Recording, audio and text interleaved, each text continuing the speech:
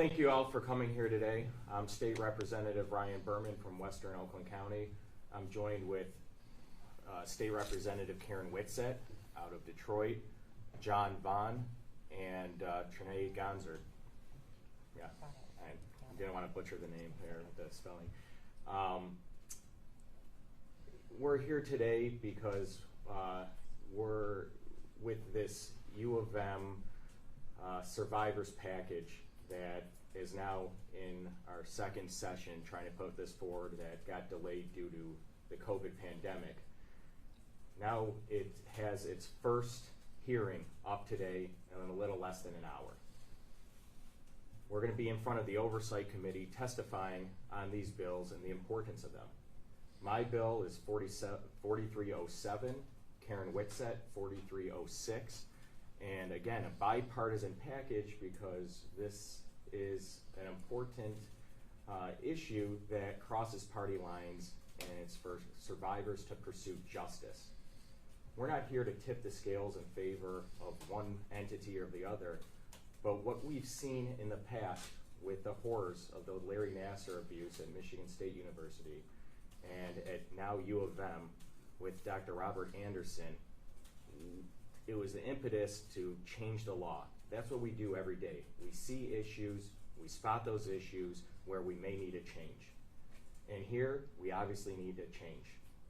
With the sensitive nature of the subject matter and what has happened, the horrors that the individuals here sitting next to me have had to endure. And you're going to hear in a minute from Rep. Whitsett and her personal story.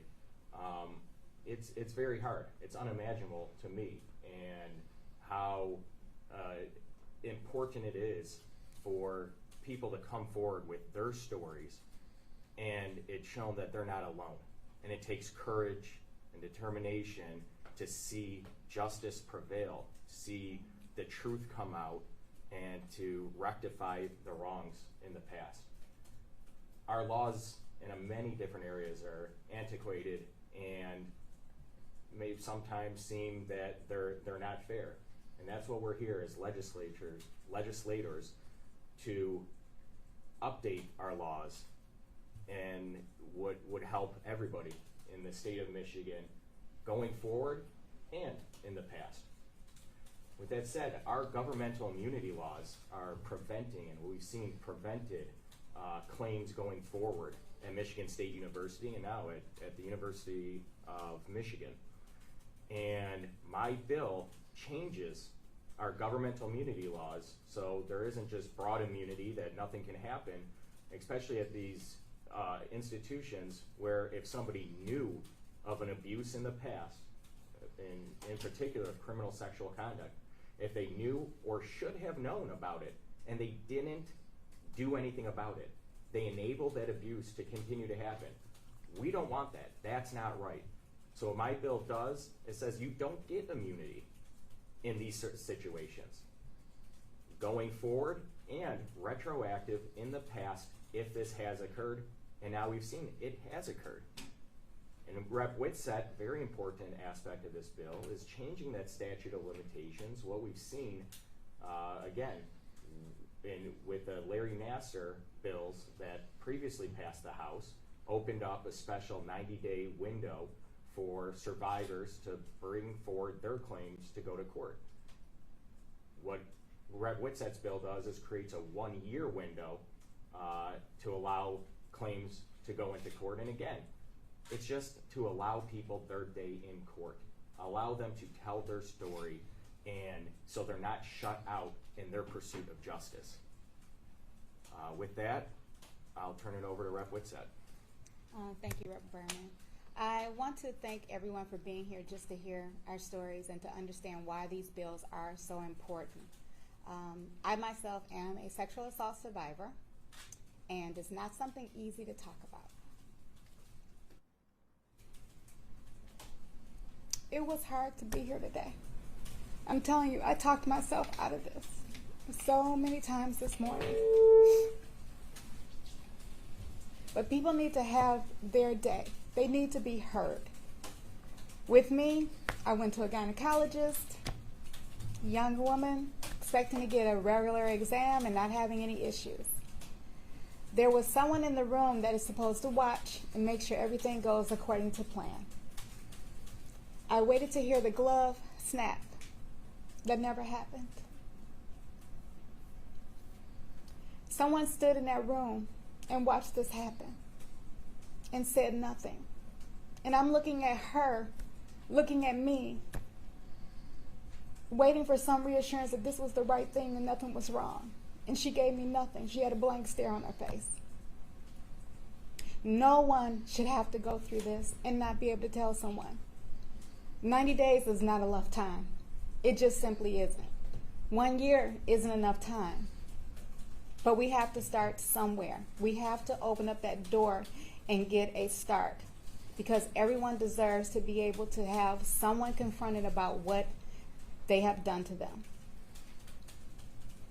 And I think that's why it's so important for us to be here today and have other survivors here today so we can speak on their behalf and work on their behalf. So I'm going to turn it over to Trinae. I'm so sorry. Okay. Trinae, and I'm turning it over to her. Thank you. Hello, everybody. My name is Trinae Gonzar, and I am a former gymnast from Lansing and a Larry NASSAR survivor. And this isn't the first time I've been here and done this, so I'd like to say, first and foremost, thank you for sharing your story. And Thank you for being here. You know, it's really brave of you to do that, and thank you for doing what you're doing. Thank you. Because it's really important to see your face and to see your hurting. Thank you. Moments like this are not only terrifying for survivors, but also extremely important, because at no stage should any survivor have to heal alone. At no stage should any survivor not face justice.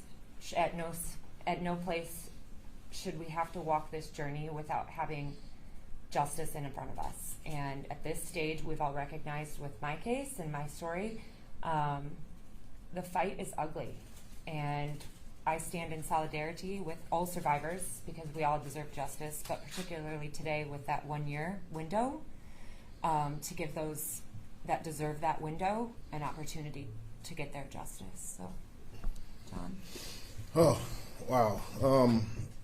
Thank you guys for being here today. My name is John Vaughn. I really wanted not to speak from my voice today. I want to give you an insight to one of my best friends and teammates, and who is anonymous, who feels like he doesn't have a voice. But the one thing that I'll give you a glimpse into how we end almost every conversation. He says to me, you know, sunlight is the best antiseptic. And I say back to him, and I'll just keep us all, and I will speak our voice out in the sunlight, because we will get justice. And I think that really sums up how we feel from a victim standpoint. I met this gentleman who's now become like a brother to me in 1988. I'm here today for the voices that feel like they haven't been heard, they aren't being heard, and that they can't be heard, because no one, and you can see the pain, no one wants to talk about their abuse. But I think once you survive the abuse, you want to help others, what we call going from the dark place to the light. That's why I'm here supporting these bills. My world was rocked. I just celebrated 18 months of this fight. I found out 2 weeks after my 50th birthday last year that I too was a sexual abuse and rape victim and survivor. The reason why I celebrated is because I had to find strength in me and support of others that I didn't even know. I tell him all the time, Tad DeLuca, who's in the back of the room, if not for his courage right in that university, I wouldn't be here today. I draw strength from my brothers, from my fellow Michigan man, from my fellow survivors that are strong enough to tell their truth, that are strong enough to fight for laws to be passed. Because at the end of the day, we're your brothers, your sisters, your neighbors, your employees, your representatives, and maybe even some of you. That's why I'm here today. Thank you. Yeah, we are joined by other survivors who aren't standing or sitting up here, and I'm incredibly proud of everybody who has stepped forward, who is here, especially Rep. Whitsett, John Vaughn, and Trinae, who has experience as an advocate for this. Like they've said, it's you need that support system. You need somebody strong. With my background in law enforcement as an attorney, I'm used to standing up and helping others, and that's why I'm here today. And it just really reinforces my admiration for the courage that these individuals to be here and standing up for what's right. With that, happy to answer any questions that anybody here may have. For either of the representatives, when forming these bills and crafting this legislation, did you have any conversations with U of M or MSU in any capacity to kind of see like how you could craft this in the most effective way? No. Had conversations with different stakeholders and things like that, but especially where it's seen as aimed maybe at a specific situation. You also don't want to be seen as giving preference to one side or another when doing bills. Typically I can't speak for other representatives or legislatures. My office goes through a different process, and as an attorney myself, I look at issues and say, all right, what do we do in crafting this to fix that issue? Sometimes we see that bills have unintended consequences. Sometimes going through this committee process, we may be answering questions of something that I didn't think of or that wasn't contemplated. So we do have amendments or broaden the language or narrow it down. So today is an important big step in the process from submitting a bill into having it become a law. The first stage, typically 5 stages, is going through that committee process. And as everybody knows, a committee is either where a bill goes to move forward or it goes to die. Well, this isn't dying. This is having a hearing. We're moving forward with this. This is the first major step of getting these bills signed into law. Rep. Berman, what kind of opposition are you hearing kind of quietly as you're meeting with people? I mean, and what kind of path do you expect to be ahead for these bills in the House and Senate after this hearing? Yeah, you know what?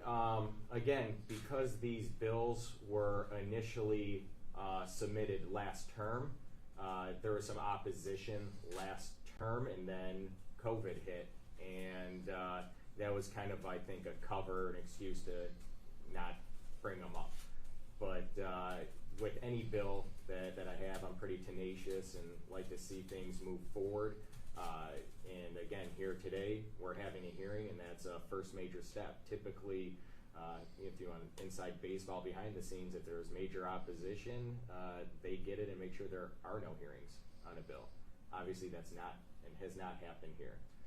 So we're moving forward, and we'll see what type of opposition comes out today.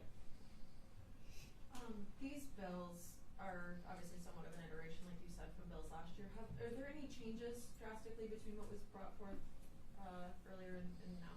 No, these are the same exact bills that were submitted last term. But again, my previous answer to the question, they may change. But as far as stakeholder outreach, I was made aware people wanted to go, it doesn't go far enough. They want to make it broader. And while I'm okay with that, it's something of what's capable of actually happening versus maybe something that goes too far. So I think this is a step in the right direction. Any forward momentum in this area, can build upon another, maybe if it's other situations or something like that. So kind of bouncing off of that, I mean, do you see areas where your two pieces of legislation don't address that you would maybe like to craft additional legislation? Anything of that sort? I mean, I can say for myself, I would love for the time to be longer, but we have to start somewhere. As I've said before, we have to start somewhere. So when you say longer, what would be something you would? I would like for it to be infinite. That there's no time limit on it at all. I would love for that to be the case, but we have to start somewhere. And I'm so proud of Representative Berman for bringing this forward and adding me to this package, because we have to start somewhere. And right now we were at nowhere. Yeah, I mean, when you're talking about, again, steps in the right direction versus wholesale drastic changes, and especially something as sensitive as statute of limitations, that's, very foundation or fabric in our laws. Extending it is one thing, removing it altogether, that's another thing. I mean, I don't even, not in this circumstance, but in other circumstances as an attorney, seeing that, there's a reason why we have things like that.